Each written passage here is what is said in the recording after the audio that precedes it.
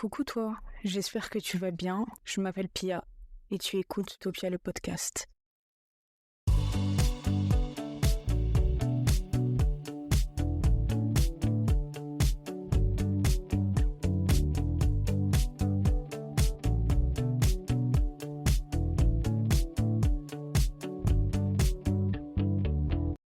Coucou toi, j'espère que tu vas bien. On se retrouve aujourd'hui dans un nouvel épisode sur la santé mentale. Comme tu sais, aujourd'hui, on va parler de ma santé mentale quand j'étais adolescente.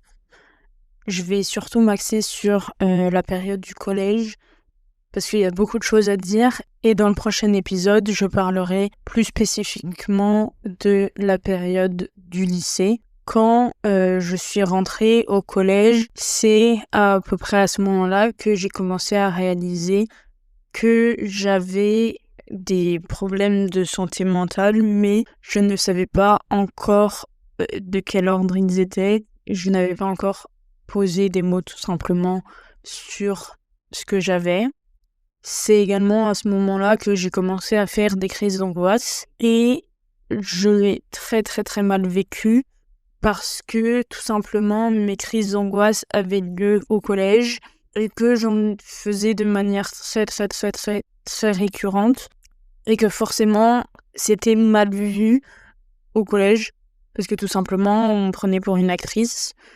On me disait d'arrêter de faire l'intéressante et d'arrêter de vouloir être le centre de l'attention et de me faire remarquer tout simplement. Au collège, j'avais également une grande difficulté à me concentrer qui était un peu différente de celle que j'avais en primaire parce que au collège, j'avais une grande difficulté à suivre le cours parce que il y avait trop de bruit. Du coup, je me renfermais sur moi-même. Bon, je faisais aussi du bruit, hein. J'étais une élève dynamique et perturbatrice surtout. Mais voilà, j'avais de grandes difficultés à me concentrer et je faisais des crises d'angoisse. Donc je peux vous dire que c'était pas de tout repos les cours avec moi. Et en parallèle de ça, comme mes parents venaient de se séparer et que j'ai très mal vécu la séparation, j'ai commencé à consulter des psys. Il me semble que à l'époque du collège, j'ai dû en consulter 2 ou 3. Il y en a la toute première que j'ai consultée, je l'ai consultée à 2 reprises.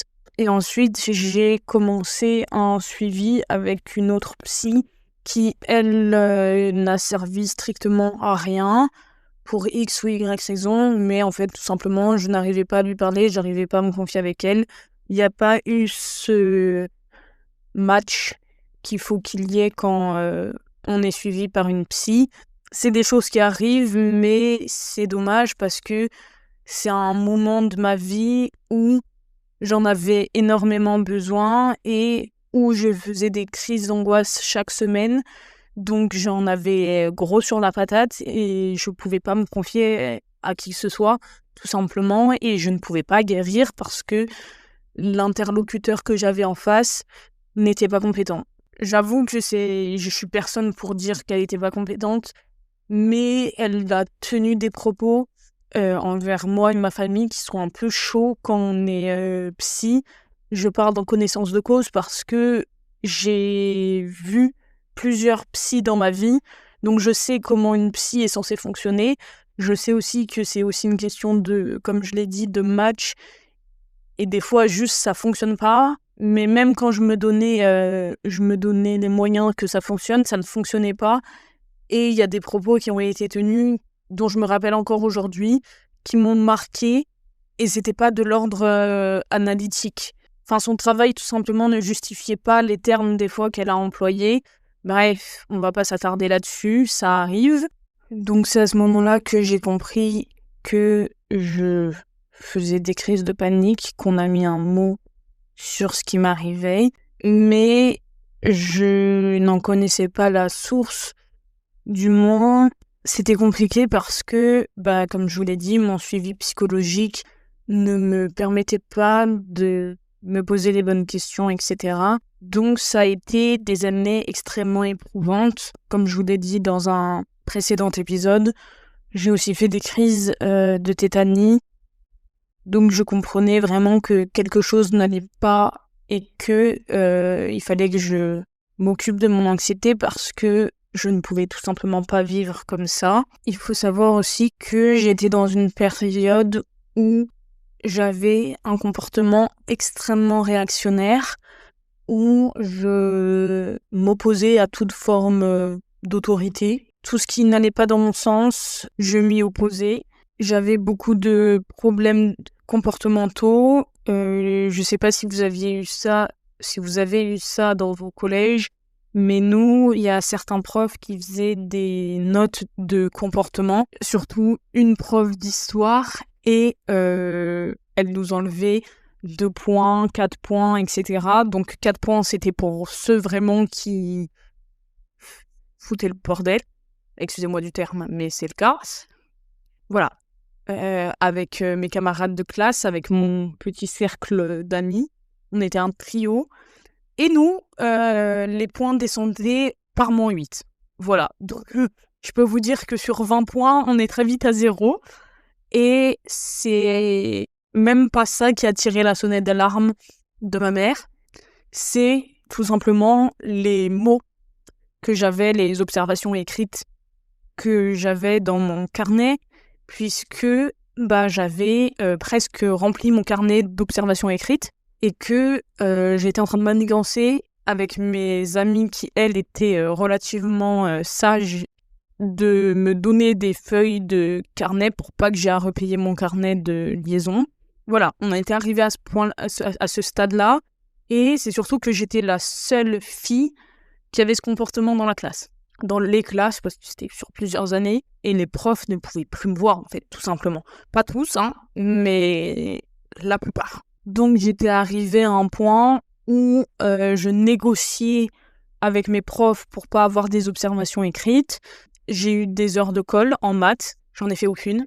J'étais partie dans certaines négociations, alors que Pia, on ne négocie pas avec les profs, tu es puni, point. En physique-chimie, avec un certain prof que j'ai l'impression d'avoir eu toute ma scolarité au collège, je passais finalement mon temps soit à dormir, soit au coin, littéralement au coin. Il avait mis en place un coin dans sa salle de cours. J'étais au coin. Vraiment, j'étais punie tout le temps. Voilà, tout le temps. Donc, entre les problèmes de concentration qui faisaient que j'avais pas des bons résultats, mon comportement en classe et mes crises d'anxiété, je peux vous dire que ma mère en a eu ras-le-bol. Ce qui est assez compréhensible, ma foi. Je peux vous dire que à chaque trimestre, quand on devait remplir les demandes de rendez-vous quand les professeurs demandaient des rendez-vous avec des parents, vous étiez sûr que ma mère allait être convoquée par toujours les mêmes profs. Et en fait, c'était toujours la même chose, c'était toujours les mêmes reproches, etc. Et ma mère a pété un câble. Au bout d'un moment, elle m'a dit ça suffit, qu'est-ce qui se passe? Qu'est-ce qui va pas? Pourquoi t'es comme ça? Enfin, il y a un souci. Et donc, tout le corps éducatif me demandait d'être suivi par un psychologue, ce qui était déjà le cas, sauf que ça ne servait strictement à rien parce que ça ne nous faisait absolument pas avancer. Et à plusieurs reprises, et donc un jour, il y a une personne, je ne sais plus qui a émis l'hypothèse que j'aurais potentiellement un trouble défictif de l'attention avec ou sans hyperactivité, un TDAH. Et du coup, s'en est suivi des longs mois et une longue année surtout de recherche, parce que pour être diagnostiqué de ce trouble, il faut aller voir des médecins spécialisés. Je sais pas comment ça s'appelle, je sais pas si c'est des psychiatres, mais je sais que tous les psychiatres ne font pas ce diagnostic parce que c'est un peu une épreuve. Enfin, on fait plein d'exercices, etc. pour voir si on a ce trouble ou pas. Et moi, quand j'ai appris l'existence de ce trouble, déjà j'ai appris qu'il existait déjà dans ma famille. Et pour moi, ça faisait sens. Pour moi, ça allait un peu tout résoudre si j'étais diagnostiquée d'un TDAH, tout simplement parce que ça aurait justifié tous mes comportements, etc. Et que j'aurais pu mettre un mot sur ce que je suis et ce que j'ai. Donc, ma mère a pris ça extrêmement au sérieux et a commencé à faire des recherches pour trouver un centre dans lequel je pouvais passer les tests. Et on m'a également préconisé de faire un test de QI. Pardon, ça me fait rire, parce que, voilà. Maintenant, j'ai les résultats, ça me fait bien rire. Voilà, il faut savoir que c'est des tests qui coûtent extrêmement cher et il me semble qu'ils ne sont pas remboursés par la sécurité sociale ni par la mutuelle, en tout cas pas en intégralité. Voilà, c'était un bordel sans nom, je vous épargne. J'ai réussi à faire ces tests en 2018, donc j'ai eu un premier entretien dans un hôpital fin troisième, et j'ai réussi à trouver une place chez un médecin indépendant. C'est pas indépendant le mot, mais libéral, pardon. Et donc j'ai fait ce test en seconde, tout début seconde, et le résultat a été négatif. Voilà, c'est-à-dire que je n'ai pas ce trouble, et encore aujourd'hui, quand je rencontre des nouvelles personnes, les gens pensent que j'ai ce trouble. Je n'ai pas ce trouble. Voilà, je n'ai pas été diagnostiquée, donc voilà. Et je n'ai pas un fort potentiel intellectuel. J'ai vraiment un QI lambda. Voilà, je suis pas plus intelligente que la moyenne, malheureusement. Enfin, malheureusement. Pas malheureusement, voilà. Maintenant, on sait ce que j'ai pas un QI qui casse des briques. Donc, pendant cette période, j'étais vraiment dans l'incompréhension de ce qui se passait, ce que j'avais, tout simplement. Je ne comprenais pas pourquoi mon corps me faisait ressentir de telles choses. Je comprenais pas pourquoi j'étais aussi anxieuse. Je sais que pendant ma première relation amoureuse, mon anxiété était liée à cette relation et à la possibilité que ce garçon m'abandonne, parce que je vous rappelle que je me suis mis en couple avec un garçon juste après la séparation de mes parents, que j'avais pas fait ce travail sur moi de guérir du trauma qu'est la séparation de ses parents quand elle est inattendue, et quand elle est, et également au regard du contexte de cette rupture. C'était extrêmement compliqué, et en fait j'ai pas su faire le deuil de cette rupture, même si c'était pas la mienne. C'est un peu bizarre, mais en fait je faisais partie de cette relation entre guillemets, parce que j'étais le fruit de cette relation, tout simplement. Enfin, je le suis toujours d'ailleurs, hein. Mais je pense que le plus dur, c'est surtout les crises d'angoisse qui n'ont pas de motif. Quand on fait une crise d'angoisse, on ne sait pas toujours pourquoi on fait une crise d'angoisse.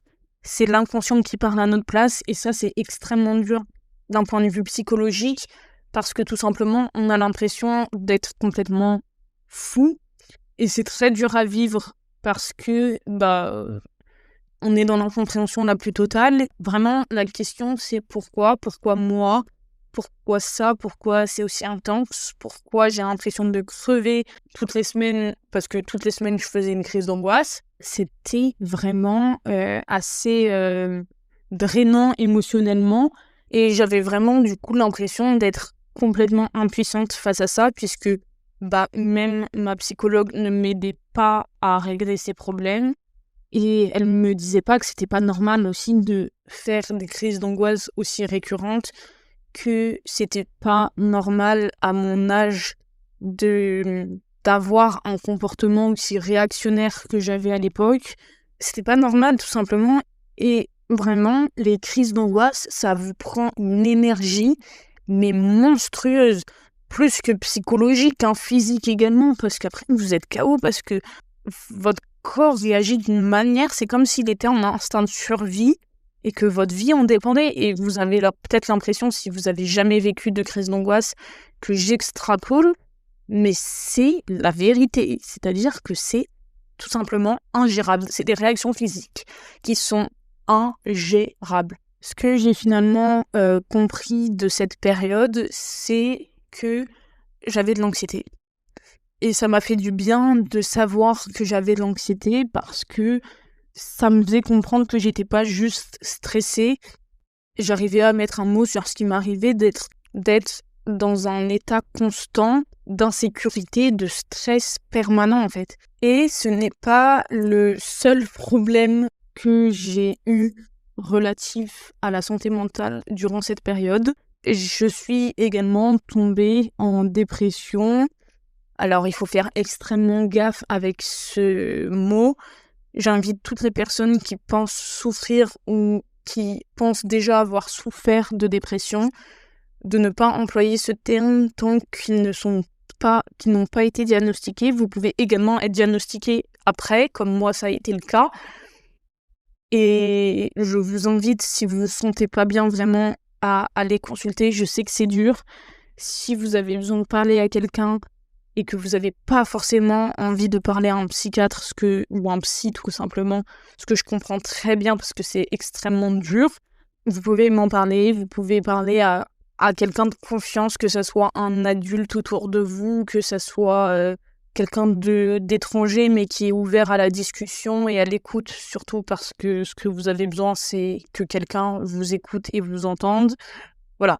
Parenthèse fermée, trigger warning, dépression, si ça vous met mal, je vous invite à arrêter l'épisode maintenant parce que on va en parler tout simplement et que c'est pas très joyeux. En 5e, à la fin de ma relation avec mon premier copain, si on peut appeler ça comme ça, un amoureux quoi, enfin vous avez capté, la rupture s'est très mal passée, encore plus mal que la séparation de mes parents, en tout cas pour moi, et j'ai tout perdu. Quand je dis tout perdu, c'est que j'ai perdu mon amoureux, mes amis que je m'étais fait au collège et mes amis d'enfance.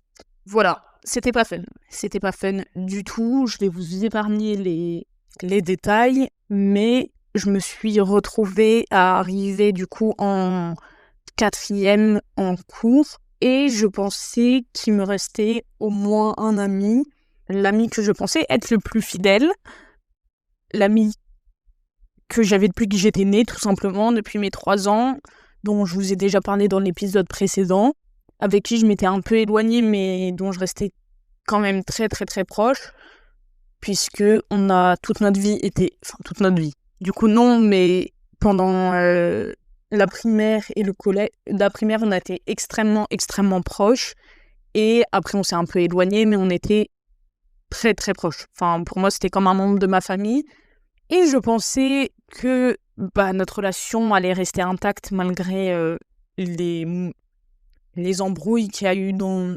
notre cercle d'amis. Ça n'a pas été le cas. Voilà, donc vraiment, en 4e, je me suis retrouvée seule au monde et c'est cette rupture amicale qui a déclenché ma dépression. J'étais mal. J'ai passé 1 an à pleurer.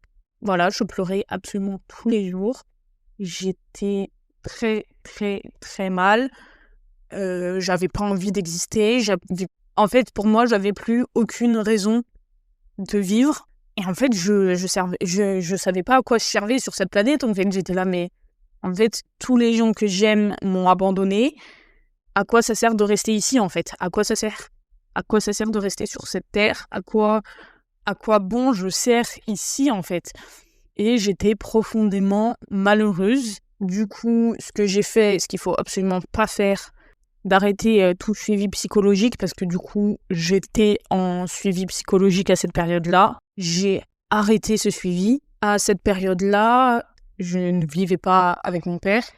Mon père était quand même présent, mais en fait, je l'appelais que pour pleurer, en fait. Je l'appelais que pour pleurer, et je pense qu'il a beaucoup souffert aussi de cette situation. Ma mère, n'en parlons même pas, je sais qu'elle a extrêmement souffert. Je pense qu'elle en fait un déni de cette période de ma vie aussi. Mais voilà, pendant 1 an, mais vraiment sans mentir, 1 an, j'étais 6 pieds sous terre. Vraiment, j'étais 6 pieds sous terre, mais ça se voyait pas. Ça se voyait pas. Tout est relatif parce que moi, quand je revois des photos de cette époque, je le vois sur mon visage que ça allait pas. Mais je restais quelqu'un de très souriante. Voilà, j'étais toujours très dynamique. J'avais des connaissances, etc.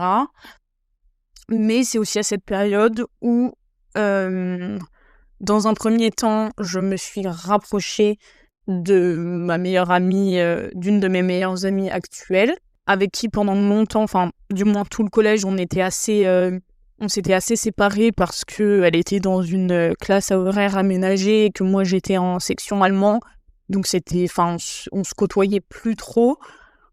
Et elle a été là pour moi et j'ai compris que j'avais misé sur le mauvais cheval niveau amitié et que c'était elle ma réelle amie et aujourd'hui encore c'est ma meilleure amie. Sa famille c'est comme ma famille, enfin voilà, je les adore. Et donc ça m'a rapprochée d'elle et j'ai compris qu'on partageait les mêmes valeurs et qu'on les a toujours partagées. Et ça m'a fait énormément de bien, même si je lui parlais pas trop de mon état.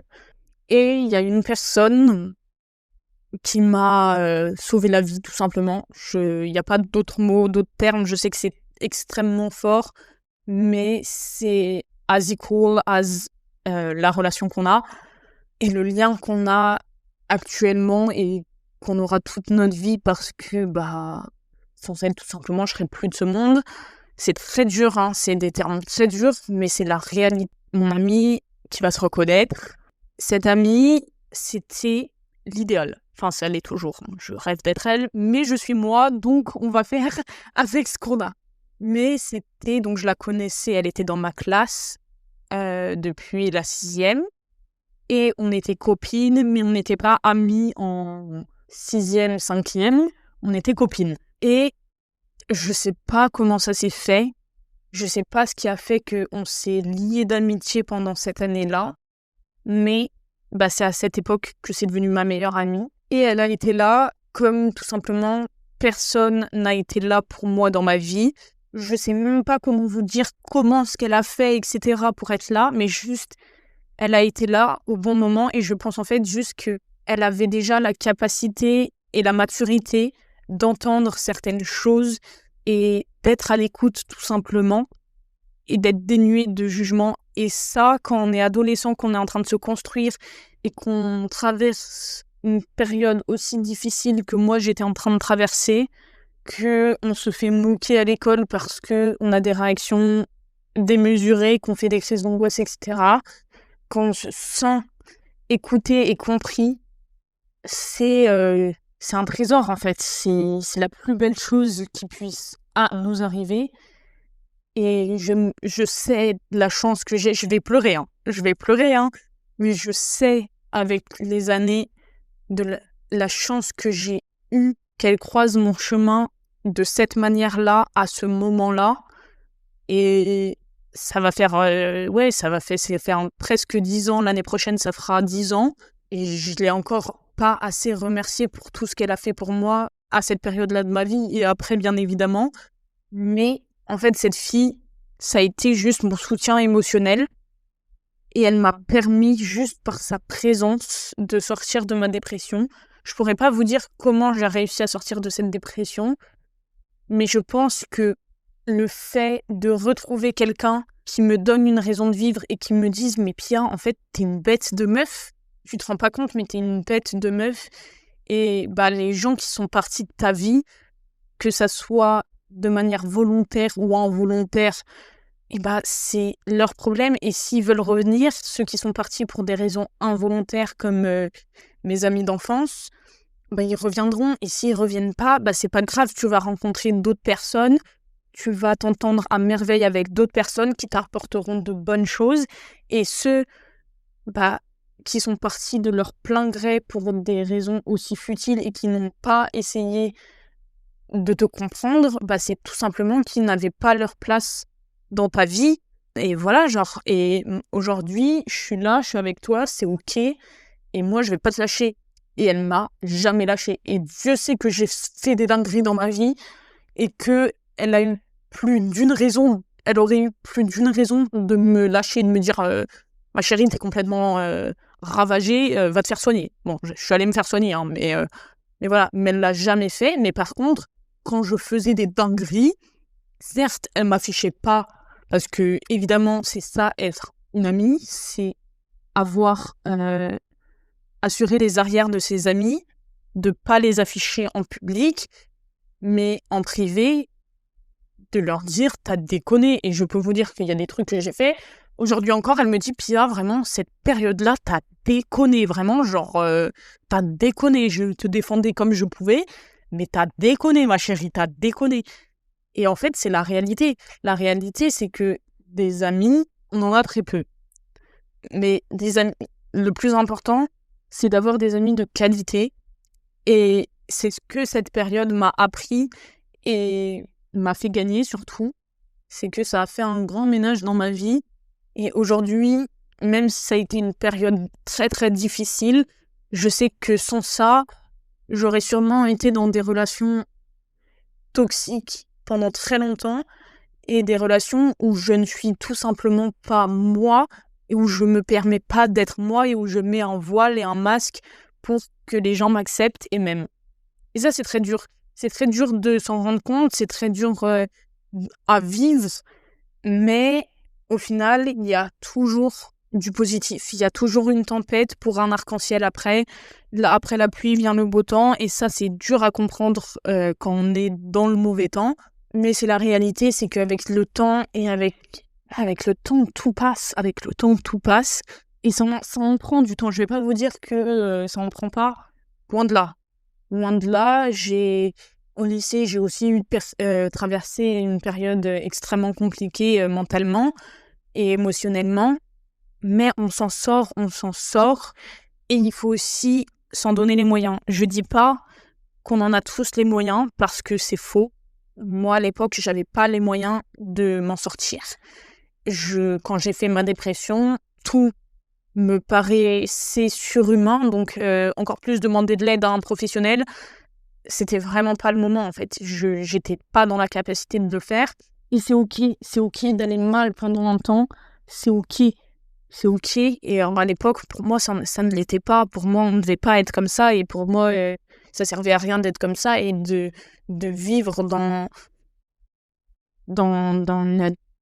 le malheur, tout simplement, parce que j'étais extrêmement malheureuse. Mais il y a toujours une fin à tout. Il y a des périodes qui sont un peu plus longues, il y a des périodes qui sont un peu plus dures, il y a des périodes qui sont un peu plus basses, mais c'est ok. Et il y a un jour où vous aurez la force. Il y a un jour où vous aurez les moyens et l'envie de vous en sortir. Et ça arrivera. Je sais que c'est extrêmement dur de garder l'espoir et de garder la foi en tout ça, mais ça va arriver et je vous le dis parce que je l'ai vécu et je l'ai vécu à plusieurs reprises. Donc moi, comme je vous l'ai dit, j'étais pas suivie à cette époque, donc j'ai pas été diagnostiquée à cette époque d'une dépression. Et je pense que c'est aussi ça qui a été extrêmement dur, c'est que j'étais pas sous traitement médicamenteux. Personne savait que j'étais en dépression. Je pense que mes parents s'en doutaient, mais bon, tu vas pas dire à une gamine de 13 ans qu'elle est en dépression, c'est assez dur à dire et à s'avouer aussi. Du coup, cette période quand j'avais 13 ans a été diagnostiquée comme une période de dépression quand j'ai recommencé à être suivie au lycée, donc à mes 16 ans, je crois. Et du coup, durant cet entretien, on m'a du coup, je sais pas du coup si c'est un diagnostic, mais on m'a dit que j'étais une personne à tendance dépressive pour X et Y raisons. Et ça m'a fait un bien fou. Parce qu'en fait, j'ai compris que c'était ok et que j'étais quelqu'un juste qui avait une santé mentale un peu plus faible que les autres, mais que j'étais pas folle, en fait, que c'était juste ça, quoi. Je sais que c'est dur à dire et que c'est peut-être extrêmement dur à entendre. Je ne minimise pas ce qu'est une dépression et l'importance que ça a pour toute personne qui le vit et à quel point ça nous forge et ça nous détruit en même temps. Loin de là. Mais c'est que ça rationalise, en fait. Quand on vous diagnostique, ça rationalise ce que vous avez vécu et ça permet de donner un sens à ce que vous vivez et à ce que vous ressentez.